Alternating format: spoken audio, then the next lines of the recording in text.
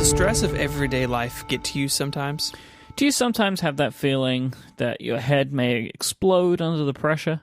Turns out that's probably not possible. But what if it was? Welcome to the weird topic of spontaneous human combustion. I think at this juncture, it is worth mentioning that this episode is a little gory and kind of disgusting in places. So if you have a very active imagination and this can make you squeamish, this one might not be for you. Well said.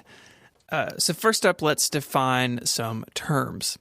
Spontaneous human combustion is really a term that encompasses, as you might imagine, the combustion or the bursting into flames of a living or very recently deceased human body without an apparent external source of ignition. To be crystal clear, these are cases in which the fire is believed to have started inside the body of the victim. As you might imagine, there's been much work and much studying of this over the years, and most scientific consensus is that most, if not all of these cases, actually overlooked the external source of ignition. One of the notable sources of investigation into spontaneous human combustion was in the British Medical Journal in 1938 by coroner Gavin Thurston. But earlier in this, in 1823, L.A. Parry wrote that all known cases of human combustion all had elements in common. The victims are chronic alcoholics and typically female. Most importantly, this article states that, quote, the body has not been burned spontaneously, but some lighted substance has come into contact with it.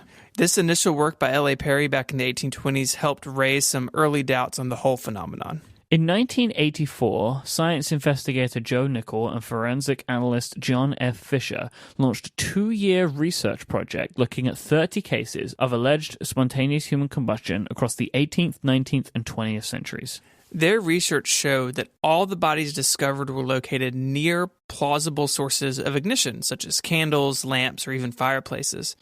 And often these details were left out of popular accounts. So therefore, Fisher and Nickell confirmed the theory of L.A. Parry in discovering a link between the cases and alcohol consumption. Alcohol-induced incapacitation would render victims less likely to be careful around fire and even be unable to respond in the case of being burned. Makes sense to me. In all these cases, a significant fuel source was the victim's clothing, not the body itself, as you might expect if the fire actually started within the body. In cases with more destruction, things like furniture and flooring and other objects were considered to be additional fuel sources.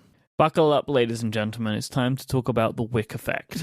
In the worst cases of what is believed to be spontaneous human combustion, something known as the wick effect has taken place. Now, this is a little gory, but the gist is simple.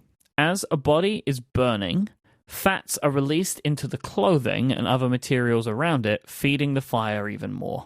In short, the human body is like a reverse candle. Body fat acts as the wax, allowing the wick of the clothing fabric or furniture to burn longer and hotter. That's enough. Thank you very much. We do not need to continue down that road. Well, there's a few more bullet points to get through.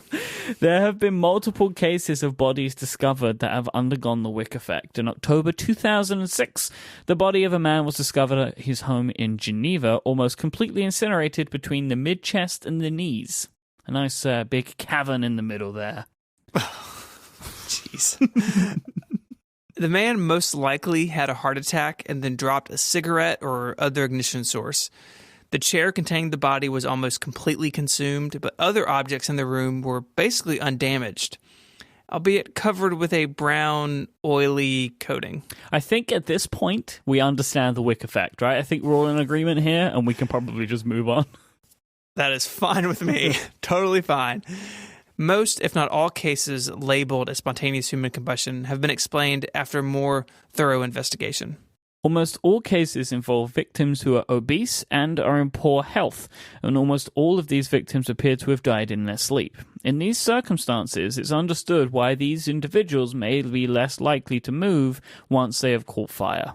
As in the case in Geneva, cigarettes are often seen as the source of these fires. In fact, in 2004, the improper disposal of smoking materials caused 1 in every 4 fire deaths in the United States. Some have also suggested that lightning can cause spontaneous human combustion. The theory goes that if a person is struck, they may be burned or even have their clothing catch fire. Spontaneous human combustion can be confused with self-immolation as a form of suicide. Self-immolation, the act of setting oneself on fire, is very rare in most of the world, accounting for just 1% of suicides in developed countries. Still more a percent than I would have assumed. 1% is still quite a lot, I think, for people setting themselves on fire, but it happens. And now we've mentioned alcohol levels a couple of times. While intoxication can obviously impair a person's ability to respond in the case of an accident, it doesn't make the person or their body inherently more flammable. It just adds an extra factor of why this could put someone in a situation for something like the Wick effect to occur. Of course, there's, with most Wikipedia articles, a paranormal explanation as well in the form of poltergeist, but I think we can probably just park that there for today. I don't think we need to go down that road. We haven't got an hour. So let's talk about some notable cases often described or cited as spontaneous human combustion. On July the 2nd, 1951, Mary Reeser was found burnt to death. Her body was almost completely burned to ash. During the investigation, detectives discovered that Reeser's temperature was around 3,500 degrees Fahrenheit, which is 1,926 degrees Celsius. That is a warm day in the Reeser household. As you can imagine, this was puzzling to the investigators as the room she was in was mostly intact. Reeser was a smoker who often used sleeping medication. A common theory is that, again, she was smoking a cigarette after maybe taking some sleeping pills, fell asleep after having lit a cigarette, which would have burned her gown and her clothing, leading to her death. Wick effect! Henry Thomas, a 73-year-old man, was found burned to death in 1980. Like Reeser, only his legs remained. It is believed he too started the fire accidentally and was another victim of said Wick effect.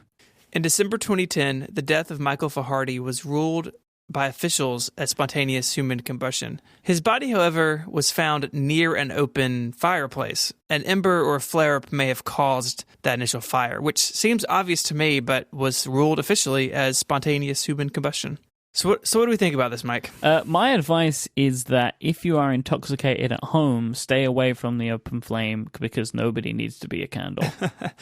I think it's safe to say that humans don't spontaneously burst into flames. Like, these stories are all tragic. Yeah. But I think in all of them, there's plenty of evidence to say, that the causes are external to the body.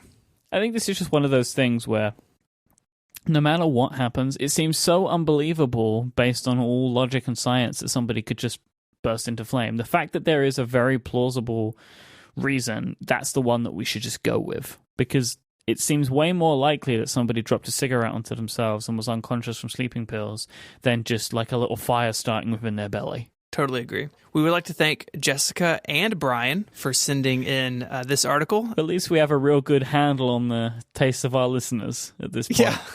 They're a dark crowd out there.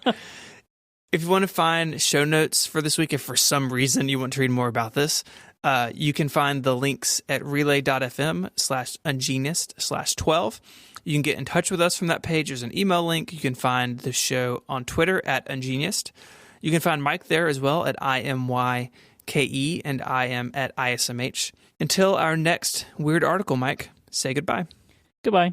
Adios.